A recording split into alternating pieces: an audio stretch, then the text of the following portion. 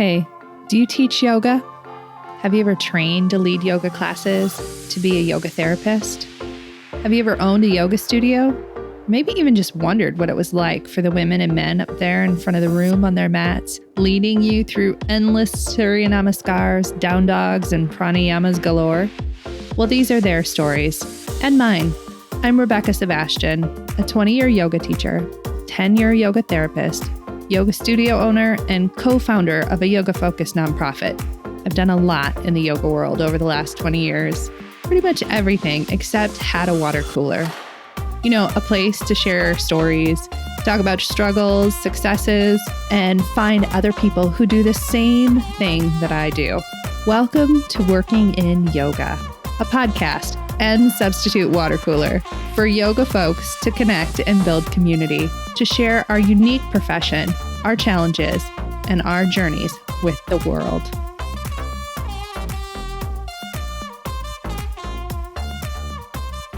Hey friends, welcome to Working in Yoga. I am back after a couple-week hiatus to wrap up the perfectionism series for the podcast.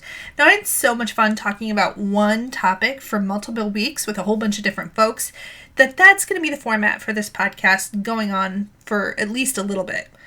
The new series that I've been working on behind the scenes is on travel and tourism within the yoga industry space.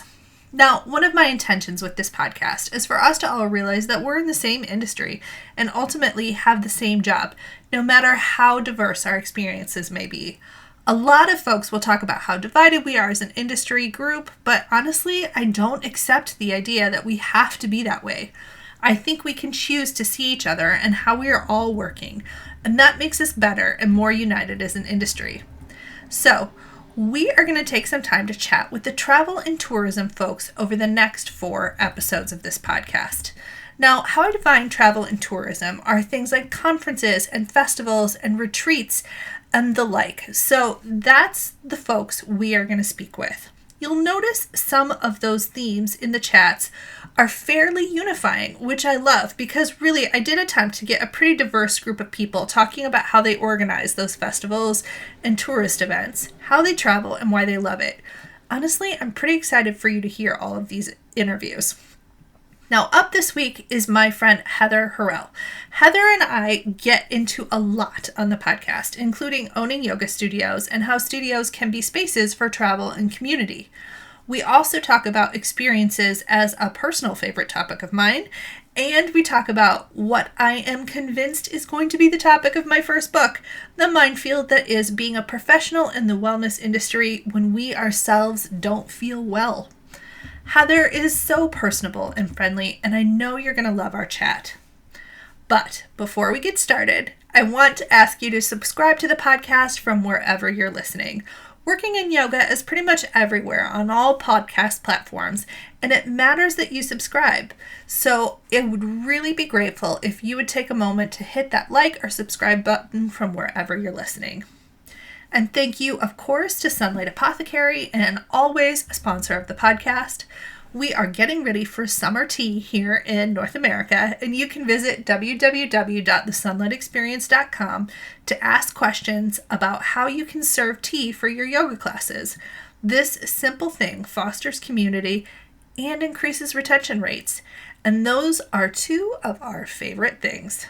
Now, without any further ado, check out my chat with Heather. Hey friends, welcome to Working in Yoga. This week I have my friend Heather on the podcast with me, and we are talking about travel in the wellness industry. I'm really excited to cover this conversation because we just spent 10 weeks talking about perfectionism. So now we're going to talk about vacation. So Heather, will you tell everybody who you are and what you do, my friend? Hi, yeah, thank you for having me on, Rebecca. I'm super happy to be here. So I am a longtime yoga practitioner. I actually started yoga when I was 19 or 20 years old and pregnant with my first child because I was just having like a lot of anxiety and typical solutions were not working. And I started with a yoga DVD, actually. Which one? So I'm a little embarrassed to admit because I know there's some controversy around this person, but at the time nobody knew. Rodney Yee. Yes, it was. We all watched Rodney. We all Uh, did. I lived in a very rural area in Louisiana, and I don't even think there was a yoga studio at the time. So I started with that, and then kept practicing. And then in 2013, I took my first yoga training. And the day that I was our first day, I actually found out that I was pregnant with my fifth child. So I went through the whole process, the whole 10-month training, pregnant with her. And so it's kind of a really cool and unique experience because every month she grew, I was learning something new and growing as well. So I like to always think about that and reflect on that. But yeah, so I took my first training. This was in Virginia. And pretty immediately when I graduated, I knew that I wanted to teach kids and special populations at that time, prenatal. And I was also a childbirth educator and doula. So the wellness part of me has always been there. And then I just kind of continued teaching and taking new trainings since then. I've taken quite a few trainings, and I really like teaching gentle, accessible yoga for people who might think that they can't do yoga. Um, those are my favorite people to teach and to work with. And Same. it's a special thing, you know? And so yeah, so I was doing that, and about okay, actually no, 6 years ago. Wow. The last 4 years have just I'm I like, know. I know. It's like 2019 or 2054. I don't know. I know, right? Maybe I'm 80. I'm You not know sure. that scene in Terminator? He's like, the year, what year is it? I always feel like that. I'm like, the year, Yes. what year is it? So I was traveling quite a bit for about 2.5, 3 years, training others to teach kids yoga. And anytime I would travel, even though it was for work, I wanted to make the most of my travels. And as you know, I'm also a homeschooling mom. So everything to me is very connected. I feel like our human condition is to see patterns and connections rather than all these separations. So I view it venturing and discovering as part of learning, and that as an overall part of like our overall well-being, if that makes sense. And Yeah. finding our inner joy, finding our inner child, even the way that we look at the world. And so I got into travel. Um, officially a year ago. And I did that because I was seeing a pattern of people not having the requisite information and support. Yes.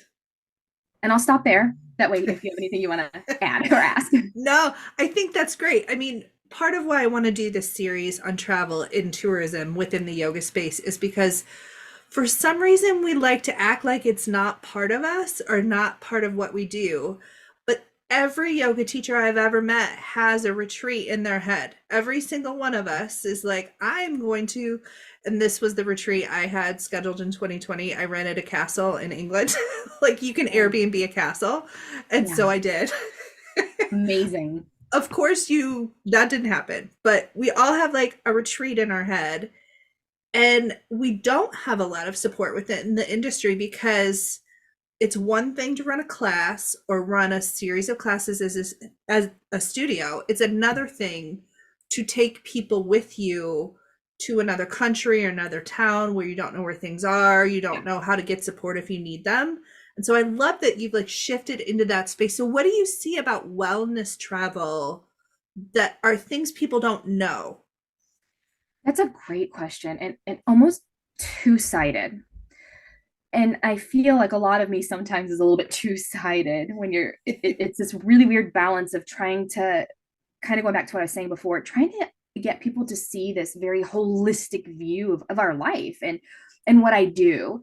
Um, as you know, people come to yoga classes in a way to escape, and in the same way to go inward. It's like to escape and go inward. So it's almost like a little mini retreat if our classes are great for Yeah. them.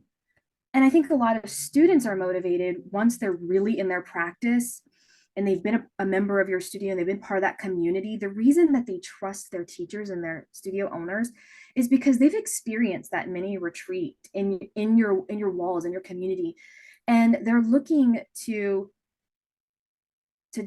dive deeper into how to incorporate every aspect of the yoga practice into their daily lives, whether it's parenting our children or, you know, keeping our cool when there's a frustrating incident at the grocery store or on the road.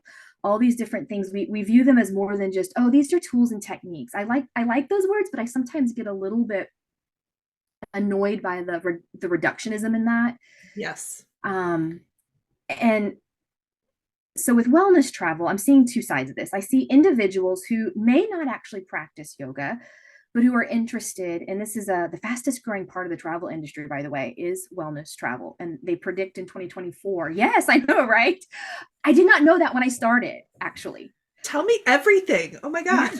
So people, part of it post-pandemic, are really looking at preventative measures. And we're 20, 25 years into a lot of studies and conversation about things like yoga and exercise and healthy eating. And it's always that fine balance too of conveying to people this holistic lifestyle without feeling like we're shaming anybody or there's one right way to do it, right?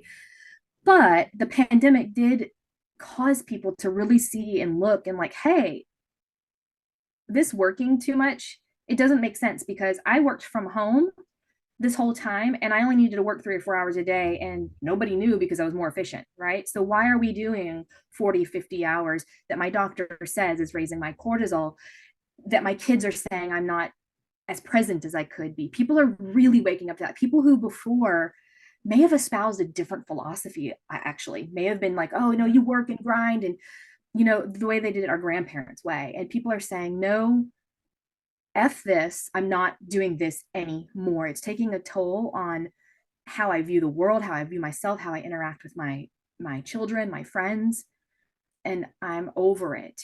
And so there's an organic, natural, almost intuitive call for a lot of people. They're looking for, when they travel, not just to take their yearly vacation because they get PTO, but what am I going to learn? How am I going to do that? I want to connect with people. If I'm going to go to Italy or Ireland or South Africa, I want to see what they're doing, what they cook. I want to talk to those people because that, scientifically we know raises our oxytocin, all these different things, but it just makes us feel connected to a greater purpose, a purpose that's tangible and that we can see. And so people are looking for authentic experiences. They're looking to do that and connect to their loved ones by sharing in that joy that travel brings. And this is that kind of side of it where it's more individual wellness travel. And then, of course, you have your busy moms, who I work a lot with, because caretakers often feel guilty for taking any time to themselves. And now they're saying, I'm a better mom when not only can I get away, but when I can connect with other people at different stages, maybe they're new moms, maybe they're older moms, and we can learn from each other and truly understand. So that's kind of the singular side of wellness travel. And then we have the other side where it's people who are yoga practitioners or people who are what I call exercisers, and they're looking to level that up. And they want to go with other people who are kind of in that same goal oriented mindset. And that's where your retreats come in. And the really cool thing about wellness travel, before when we thought about it, we would think of a yoga retreat pretty much. We didn't think about the individual side of it or the more group oriented if it's not necessarily just yoga. And we would only think of it as like one thing, like you would just go do yoga. Wellness travel and even yoga retreats are shifting to really include more of what helps us be well: creative expression, authentic experience and connection with local people, nature, being out in nature just as much as we're inside, and really having experiences where we can connect with animals and the plants, if that sounds weird there. And then also true rest. So we're seeing a lot of people host retreats or choose wellness resorts that also give ample downtime.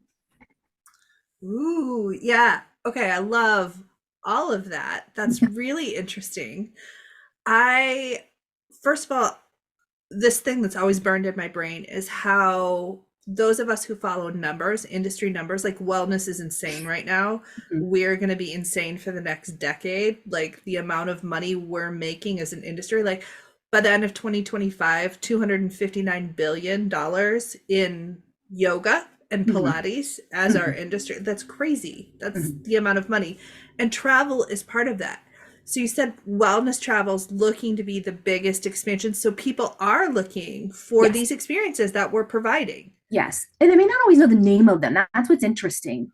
They might type in something like, or Google something like resorts with yoga or resorts with authentic experiences. They don't always have, especially if they're not practicing yogis or Yeah. exercisers, and maybe they're more family oriented. They know, though, that they're looking to experience something deeper and to have downtime that's meaningful and gives them lasting memories, but also just makes them feel good, not just for their vacation, but that they can take back home.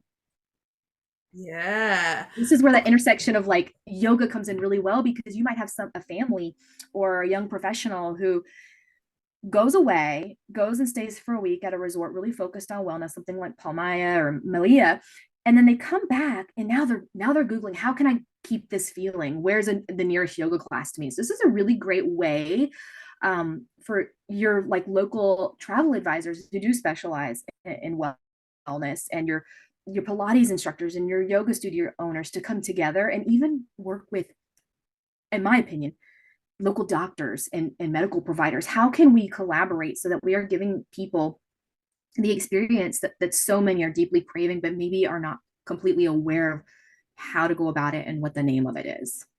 Ooh, that's really an interesting idea. So, my day job, what I do within my business is I'm a yoga therapist. So, I do work with medical providers really strongly. So, talk to me a little bit more about what we could be talking to if we have connections in the medical community. I know there's lots of yoga therapists that listen to this podcast who already have those connections. Sometimes we're working in hospitals and places like Yeah. that.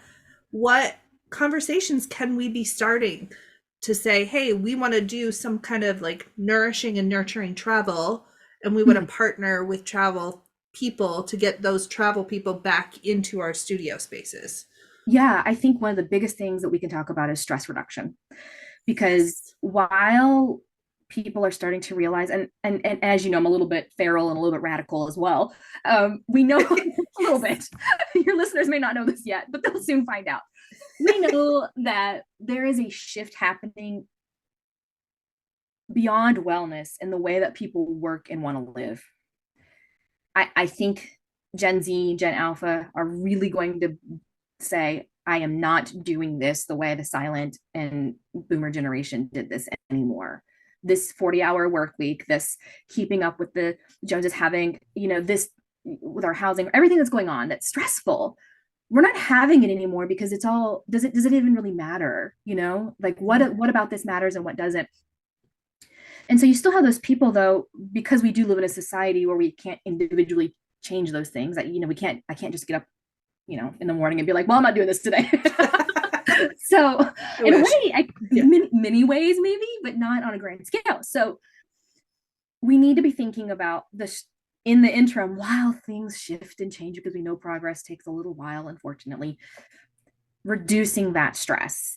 We know that stress is the number one killer. We know this. We know that it increases risk of heart disease, of cardiovascular issues. We know that it increases risk of mental health um, disparities and things like that. So talking with medical providers about how yoga and wellness travel, it's not just for that week.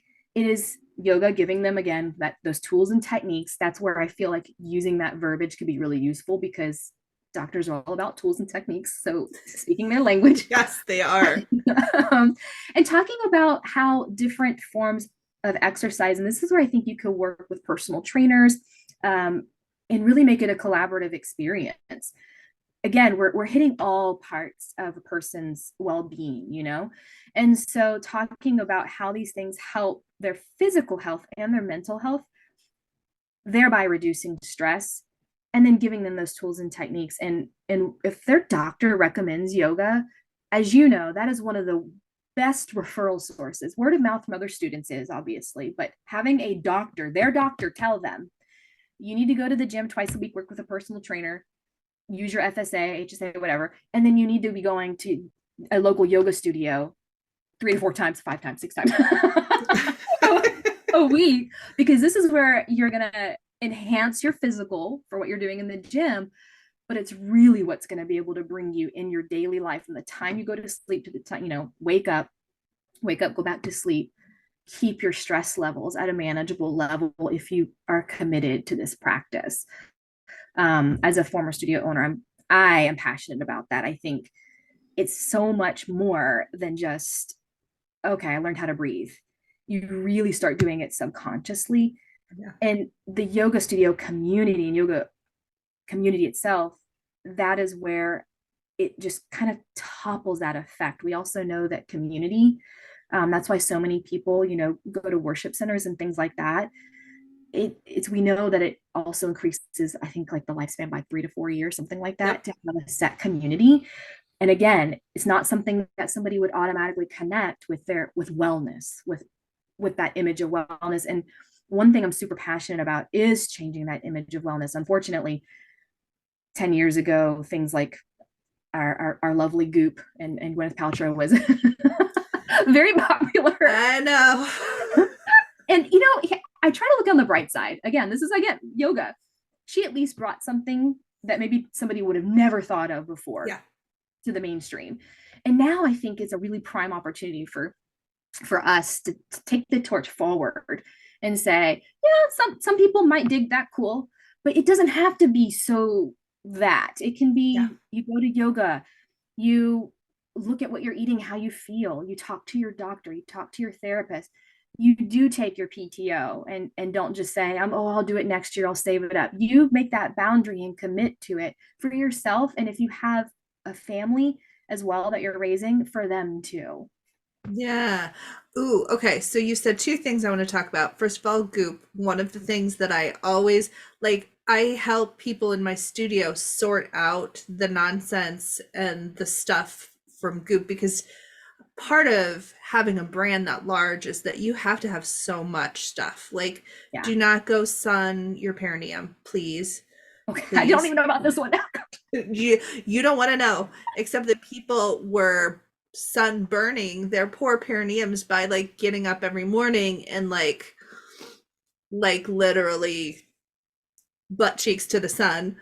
Okay, that's kind of a funny image too, by the way. But can you imagine your neighbors behind, just a famous actor, actually, he did that and then talked about how he couldn't work because you can't stand, your perineum is sunburnt. How do you put your legs together and walk forward? Ow. Lord. Don't do that. You don't need, but also she's great at being sex positive. I love that about Goop. Yep.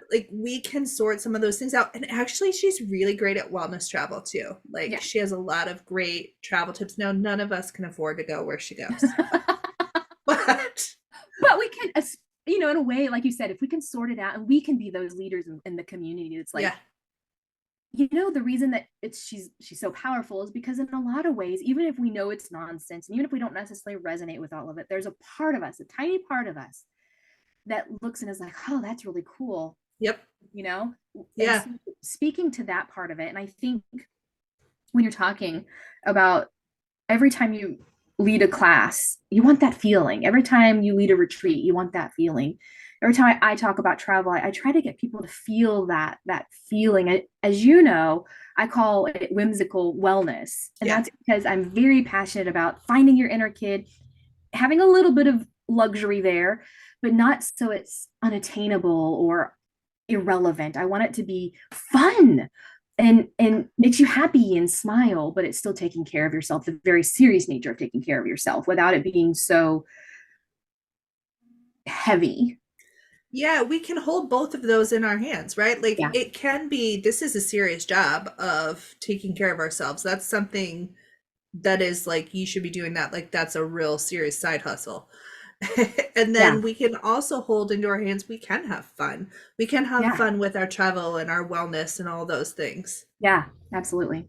Can I talk to you about, because I have this thing in my mind. I mean, you and I have a mutual friend, Nicole DeAndrea, has been on this podcast a couple times Okay. about business owners and wellness travel, because I have never met a group of people who needs a vacation more than those of us So that who own actually, businesses. it's part of why I went into travel.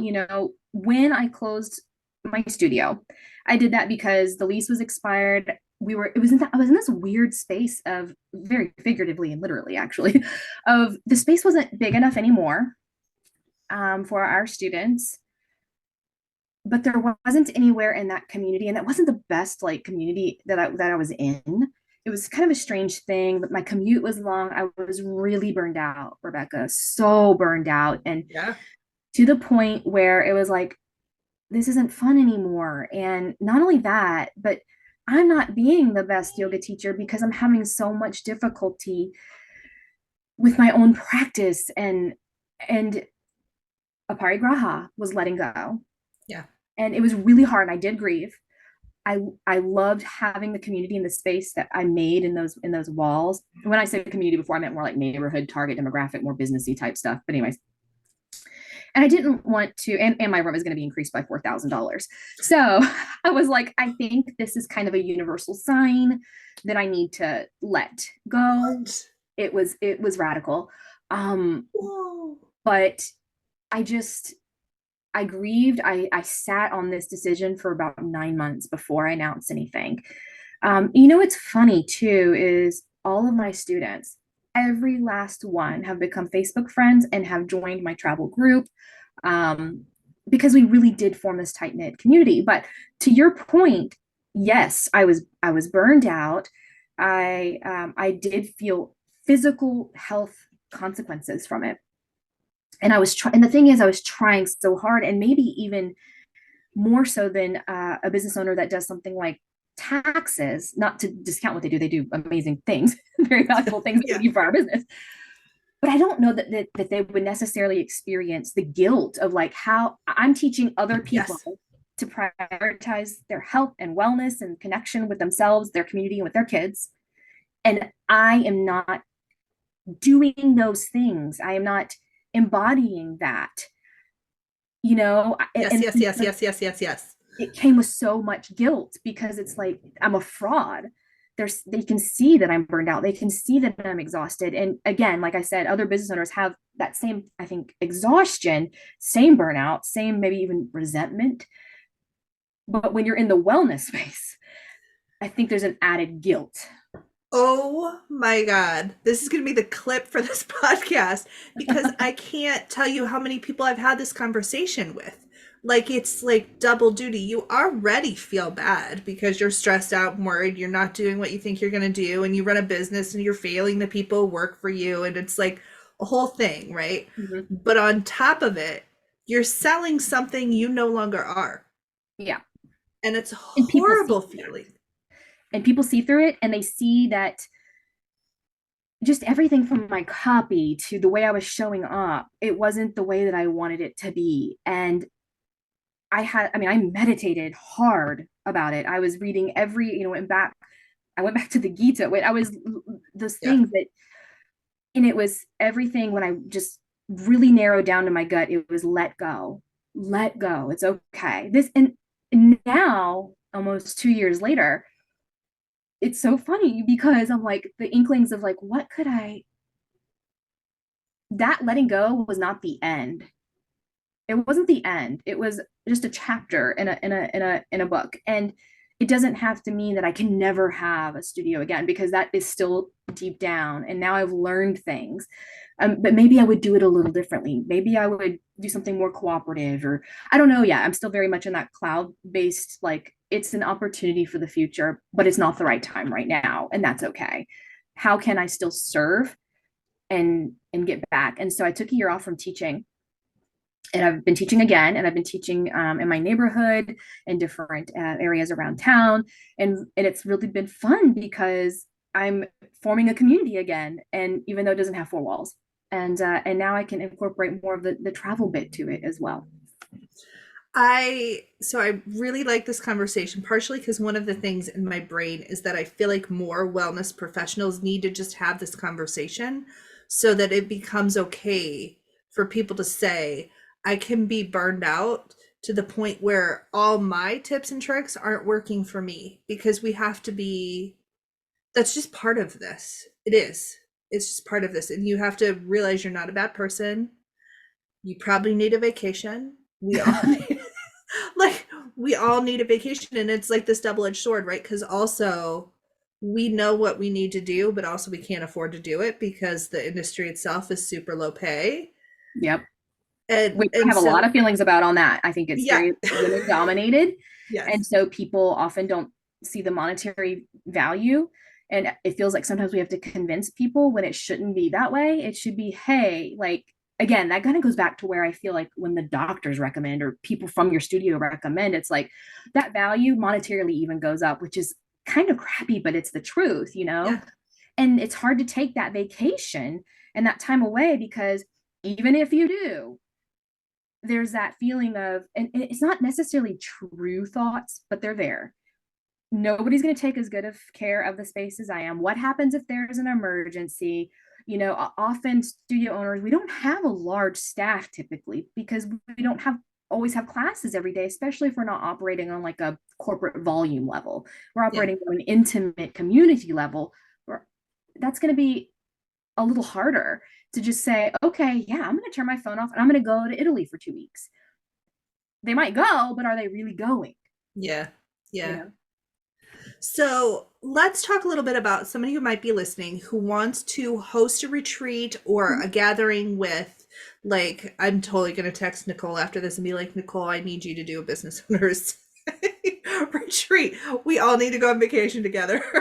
Yeah. Yeah. Oh, But she would be, gosh, I can only imagine. It'd be so amazing because she was my coach and she oh, was that's really right. validating too. You know, when I said I wanted to close, I texted her. Well, she was one of the first people I texted. And I was like, this is not a reflection of your coaching. And she's like, I want you to be proud because look what you've done, you know. And it is true that that business is actually, for listeners, is now a nonprofit. And so it shifted and changed into something else, and now I'm helping more kids. So anyways, Which is super cool. So what is the first step for people who want to, like, slide into wellness and yoga travel experiences? yeah, there's a lot of opportunities here. I think a lot of owners will typically go with a retreat center, and those aren't bad decisions whatsoever. There's a lot of great retreat centers out there. As a travel advisor, I don't always work with them just because of the nature of it, but I know where they are, and there's a couple that I recommend. Typically, with retreat centers, you are going to be a little bit more limited as to what you can do, but not always. So, definitely, if you're wanting an actual retreat center and you want them to market it for you, all those different things, just make sure that it really aligns with your business's brand and values, that it's in a location that you like, and that this is a personal travel advisor opinion, that there's still a lot of free time available, that they don't necessarily make you have like a tight schedule. So that's an option. For more custom options, you're going to want to probably veer away from hosted retreat centers and build your own retreat in your own location. And what I feel is really special about that, this is going to sound super, super hippy dippy, but I feel like different areas of the earth, like bring different things to our spirit and make us feel certain ways. And then especially the people that live there that have shaped that location and that culture. So your retreat might be better suited to a specific place, like a castle in Ireland, you know, that you feel good about, because the number one thing is, as the leader, you need to feel good about it. It needs to be somewhere you would want to go retreat, because even though you are going to be working, you want it to still feel like that classic saying, if you never work a day in your life, if you enjoy what you do. For the retreat, you absolutely want to feel like that. You know, you want to feel like I'm part of this experience with you, and also getting the downtime that I need. Even though I am teaching or hosting seminars, I am getting to take care of myself as well. So looking at that, thinking about what is it you want to do? What is your goal for your retreat? Is it to just be more low key? Is it to do more seminars and a learning activity where people come away with something? Is it more just to build a stronger community? That can be, it can be as simple as that. And then from there, you find your location, you find where you want to go, start building out what you're going to do. And I encourage people to absolutely have your movement, your yoga. I'm a huge proponent of creative expression. I love art. You know me personally, so you know that I do art. I'm an artist. It's weird to say that, but because I didn't start art until I was an adult because I was discouraged as a child, and so now I'm an artist. That's part of my job, and it's really important to me because I feel very much in the zone, the same way I feel when I'm in a vinyasa flow or restorative class when I'm doing something creatively. So that's something that is always in my retreats. It's very, very important to me. And then think about maybe people you want to join you as a host. So for one of mine coming up, I have a licensed mental health counselor that'll be joining. She cannot do therapy overseas. That is the caveat. We're not doing therapy, but we are doing therapeutic activities and games, and to get us in that space of vulnerability and releasing. That is something that as a yoga teacher and travel advisor, I love to help people with, because we can think of like the itinerary and the plan, where you're going to go, all the boring logistics too, but also like, what will this experience look like from a yogic perspective? I hope that answers your question. It totally does. And I want to, so that if somebody wants to do a retreat, because the first thing I hear, and I hear this, I think I've heard this 100 times, is I'm already so overwhelmed. Like what they have in their head is like them with 20 people in the Greek islands somewhere, like, or something like that. But then the logistic part, is that something you do? Do you help people with that? Absolutely, from ground up. So part of my job as a yoga teacher and travel advisor is not only just building itineraries, it's very similar to learning experience design. What are our objectives? Nice. And how do you work to those objectives? So like, again, I try not to speak about that too much because it almost gets into the techie world, but again, what are these objectives? How do we get to those objectives? What activities facilitate the outcomes that we're wanting? And so I build all that. That's where I feel like my other professional background really is valuable, that maybe not other travel advisors or yoga teachers have. And how much of that can I do for you? And I'm very much of a service-oriented mind. So from ground up, all logistics, including airport transfers, flights, finding the accommodations, booking the accommodations, taking payments, all of that can be done that way. And then helping the retreat facilitator, what are we going to do? What time are we going to do them? How are we going to eat? Everything, literally everything. It's fun for me because it's a combination of building a vacation and a little bit living vicariously, and it's building an experience and a journey. It's crafting a story. Ooh, that's a great line there. This idea that travel can be crafting a story for people. Yeah. So yeah, and then like for a wellness, it's like a wellness story that you're building for people, just like you would build anything locally. Yep. And it's customized. It's customized to the facilitator, their students. It's custom to when I work with families, to their family.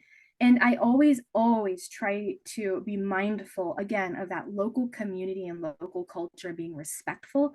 And how can anybody who steps foot in another area of the world feel integrated in that community and bring a little bit of that back home, for that empathy bit. Again, a really important part of yoga, and an important part of our well-being. It's that selflessness, I think. Yeah. Okay, so tell me this then.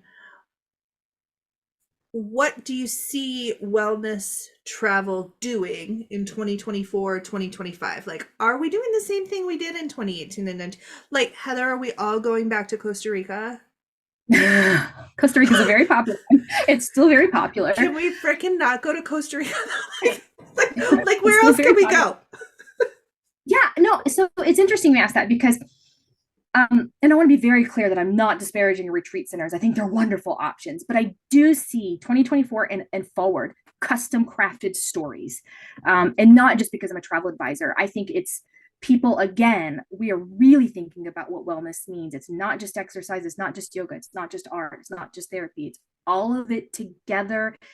And it's how I feel in a community space. And so that requires specific specifications, if you will, kind of being redundant there, where I am, where we're going to go, what we're going to do.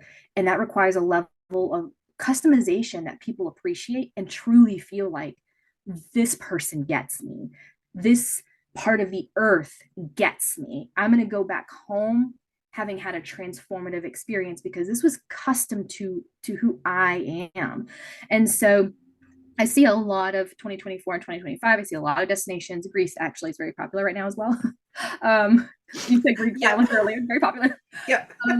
I see discovery and kind of like expedition-ish kind of things getting really popular. Things like Machu Picchu and the Galapagos Islands. I see even more low-key things that you wouldn't expect, such as river cruising, where people go as a group together. Woo! Maybe, want more of an experience of seeing more of Europe and want to see it in a different way and be together on this experience and a little bit of luxury even that way.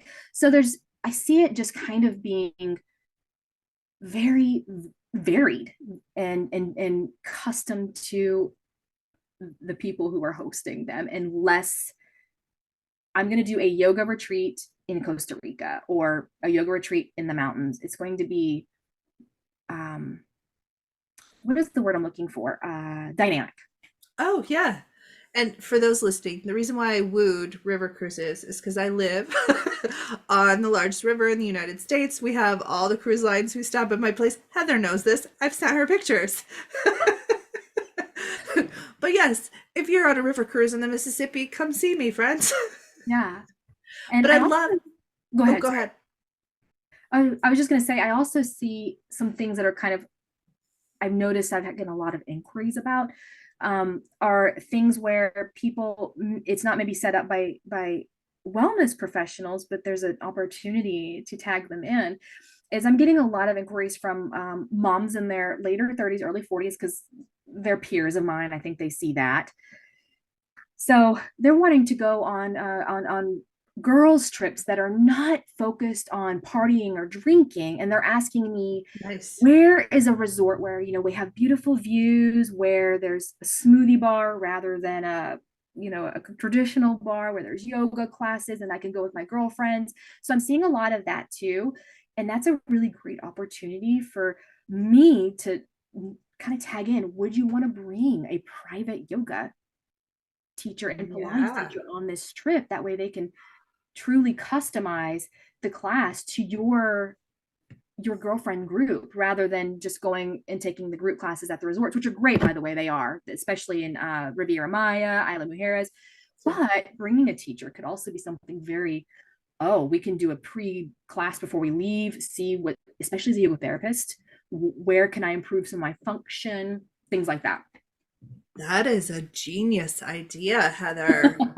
Oh my God. I mean, if I wasn't also a mother in my 40s, where I would have to like literally abandon my family to do that, I would be all over that. Oh my gosh. If you're listening and you can do that in your life, talk to Heather. That's a great idea.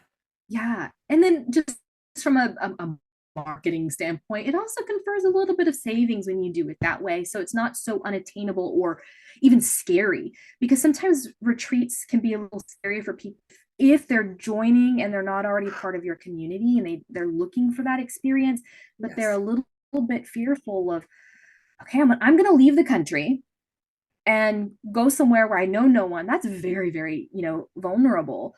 I do see some people this year who maybe wouldn't do that before doing that, and that increasing. But I also see this increase of groups of people already together, wanting to travel together and wanting to really make sure that they have wellness built into their vacation together. That's interesting you say that. So I don't know if you saw the Yoga Alliance released a whole bunch of studies about yoga. They call it a Yoga in the World study that was just released at the end of 2023. And one of the things that was on that study was that the number one reason why somebody would come and do yoga was because their friend recommended that. So it is like Mm, that friendship connection experience that I think you're right. People are so much more likely and willing to do something if we can build stuff yep. for groups of people who already know each other. Yeah, absolutely. So here's my question to you. Every year I always do a survey in my studio and for my people just to see what they're interested in. Mhm. And this year's survey had a couple of very surprising things in there. One, people were way more interested in virtual than they were last year, like wildly interested. I know, knocked me over. We like doubled our virtual classes as a result, and they're as booked as my studio classes. It's bizarre. Amazing. Right. I like, but the other thing was when I asked them about travel, overwhelmingly what people said was they wanted yoga retreats that were within a drivable distance and Mm, only a day or two. Are you seeing a yeah. little bit of that kind of like easy Yes. shift? And Yes. again, before it would be, if I asked in 2019, they'd be like, let's go to South Africa. But now they're like, can we go to Minnesota or Yeah. something? There's a couple of factors here. One, and the kind of not happy factor, I think, is economic uncertainty of Yes. what's happening right now.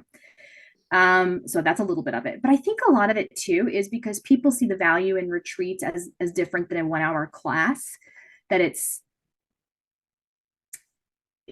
almost the same as when you went to summer camp as a kid. That's the best analogy I can give it. And it's a little bit like a seminar too, the good parts of what a professional seminar that people like. It's like those two things mixed together. And so it becomes more realistic. I also think it makes it, if you do have children or you are taking care of parents or you work a full-time job, hey, I can manage this and I can commit to it, thereby reaching my goal from at the beginning of this year of taking better care of my health. It is a smart goal, it's attainable, right? Versus something that is further away. It's like, okay, I've got to save up the money, I got to get airfare, I have to find childcare or something for my parents. My partner may or may not love this idea, and all these different guilty feelings that come with that. So, a drivable distance, you don't have to worry about a delayed flight or even Yep. finding airfare. You could say, hey, to your friends, come with me, and they have less resistance to saying, well, it's too expensive, or I have to get air. You just come on, girl, you're getting in the car, we're going. Like, Yeah. you know what I mean? Like, come on, we're going. That's it. What is the quote from Mean Girls? I think she says, "Get in, bitch. We're dry." Yeah, that's Yeah. what it is, Yeah. right? Get in, bitch. We're going. Yeah. Yeah. Yeah. So it's like you could even just show up your friend's house. We're going to a 2-day retreat, and you're coming, and there's nothing you can, So it's Yeah. it's more attainable. It's more reachable. And there's a lot of places here in the States that are gorgeous and have ample opportunity to explore. And it also has that feeling too of lower footprint, things like that. And it's funny you mention it because I do have this Aruba retreat on the books, but I'm also thinking I live in Florida, which God love us, but there's at least a lot of there's at least one thing we have going for us is it's nice weather most of the year. We have beautiful Yes. we have beautiful locations. We have springs that lots of people don't even know about. They think of the beach all the time, which we have great beaches. We also have beautiful springs. um, where I live is a cute, adorable little town with lots of things to do, locally owned businesses. So one of the things I'm actually considering myself is setting up a spring or summer retreat here. It's Smart. in drivable distance just on a weekend. You don't have to take PTO. That's another part of this. You don't have to Yep. take time off. So yes, I am seeing an increase in that. I think I recently saw something of a local spa here kind of doing something similar, and they just announced it. So that again shows me that yes, people are definitely seeking those experiences as well. Yeah, it really surprised me. I think in the past, when I said, do you guys want to go places? Overwhelmingly, people were very excited, 80% and higher. And this time, when I said, do you want to go on international retreats? I had only 52% of people say yes, which surprised me.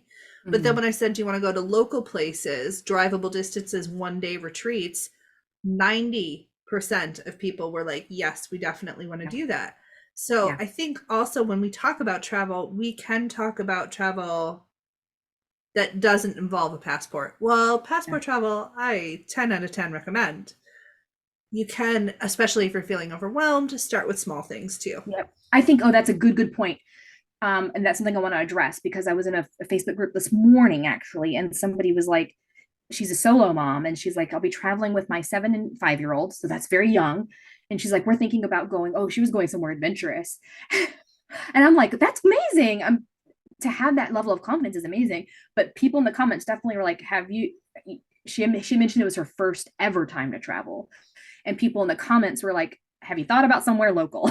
And Yeah. like Yeah. I didn't I said, congratulations, you can totally do this, because you never want to diminish someone's confidence or adventure. At the same time, as an advisor, it is kind of one of those things. It's like, have you been somewhere local, so you can kind of get a pattern of what your kids need and want, so that way when you do go, because you are going to go, this isn't an if thing, we're going to keep that confidence, but we can kind of know what to expect. And I think Yeah. adults are overwhelmingly like kids when it comes to that. We're often resistant to change. Think about how long it takes to get someone to regularly come to their yoga class. Once they're there and they're committed, Yeah. they're good.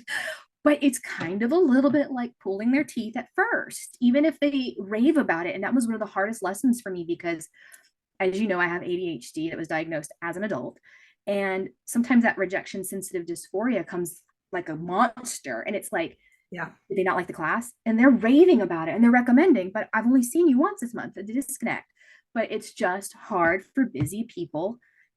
Again, once you form that habit, you're good. But it's that falling out of the habit or not getting into the habit at first can be really hard. And so this kind of alleviates some of that. And it's one of the reasons I think I'm one of the only advisors in our agency that's really focusing on domestic travel as well. I have 6 children. And, as much as I do want to travel internationally, we can only do that feasibly once a year. This year it's going to be Canada, which is, by the way, drivable for us, which we're doing. Next year, we're not sure yet. But my point is, I can empathize with that. And so there's beautiful places in the States. There's our national parks, there's our rivers, we have gorgeous lakes, we have metros, we have meadows. I mean, we have everything here, and so why not explore more of the US and get the same benefits? So yeah. Yeah, I'm a big fan of getting good at things before you do something really big.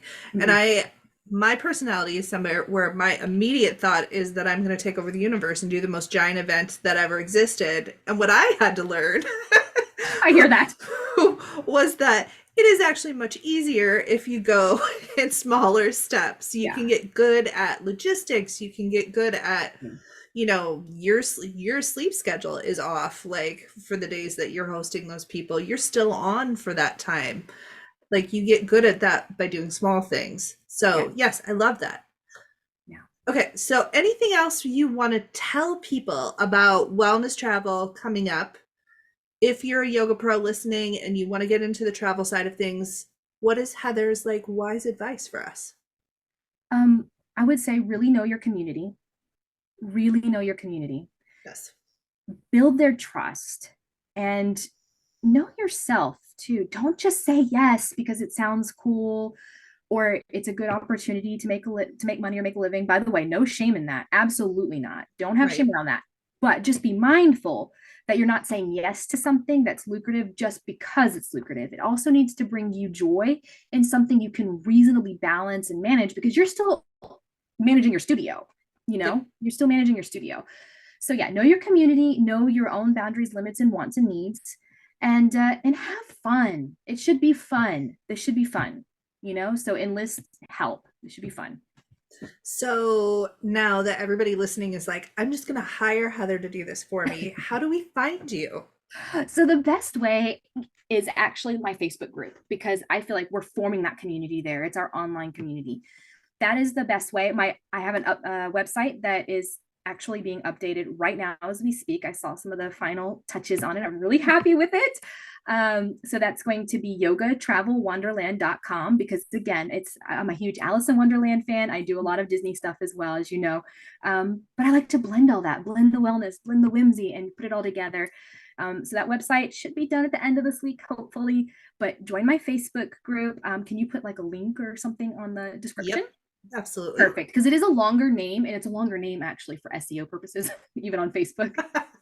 So, but smart. It is smart, but you could find it by literally typing in on like Facebook Yoga Travel Wonderland, and it'll populate, I think. Nice. And then I'm on Instagram and TikTok, Yoga Travel Heather. Cool. Thank you so much for coming on today. I really appreciate it. This was a fun conversation. It was super fun, Rebecca. Thank you so much. I'm like super stoked now. Thank you so much for chatting with me, Heather. Here are our key takeaways. First, wellness travel is booming right now and looks to be for the foreseeable future. If travel is a part of your business plan or career dreams, consider diving into what that dream might look like in reality, make your lists, and make contacts with people who you know you're going to need their help along the way. Next, the guilt about selling this ideal of being the epitome of wellness while also not feeling like you're a part of it anymore is something that I think is a huge issue within our industry. You are selling something that you no longer are, is something that Heather said, and I feel like that resonates with a lot of us. To me, this is akin to hearing spiritual leaders describe a crisis of faith, and it is totally normal, my friends. Seek out guidance or take a break if you can and need to. Next, studios are great places to foster wellness travel and community. I know so many studios that have retreats within their country and internationally as part of their offerings. If that's something you would like to do, even if you're not a studio owner, consider striking a partnership with the person who owns the studio you work at and see if you can create a mutually beneficial arrangement. Being more local is going to be a trend this season, and I suspect for the next couple years. If you're conscious of folks' pocketbooks and the accessibility of travel for most people, I totally understand that. Heather and I both agree that this is a big discussion and something to really consider. But seeing if you can host events that are more accessible by car or train is a great option. Also, having discounted rates, sponsored spots, and other opportunities for lower cost events, like having volunteer spots available, are a great way to make your adventures more accessible to more folks. Next, creating experiences is another theme that you're going to hear throughout this series. In the last of this series, I talk with the lead for the travel team for the Himalayan Institute, which has had a long history of travel tourism as an organization. If this topic interests you, make sure you're taking notes throughout this series from not only Heather here, but Heather Sanders when she was here for the Sedona Yoga Festival, Amy Zelmer, who's coming next week, and Ransom Hare, about how you can create experiences for your own community. And finally, start small. You don't need to book that trip to Costa Rica right away. You can take a trip to a botanical garden near you, or that cute little tourist town that's maybe an hour away, or rent some cabins in the woods for the night. There are so many ways that you can create community and connection while traveling and having adventures, and you don't need to go very far to make that happen. Now, as I said, next week on the podcast is the lovely Amy Zelmer, the owner of Midwest Yoga Plus Life magazine. Amy and I are talking about hosting events in this post-COVID yoga space as she and I plan for an Iowa yoga conference this October 26th. If you want to start the events journey with us, head back to the conversation that I had with Heather Sanders right before the Sedona Yoga Festival happened in March for a peek into what is now one of the largest yoga festivals in the country. Thank you so much for listening, my friends. I will catch you around the water cooler for some travel talk next time.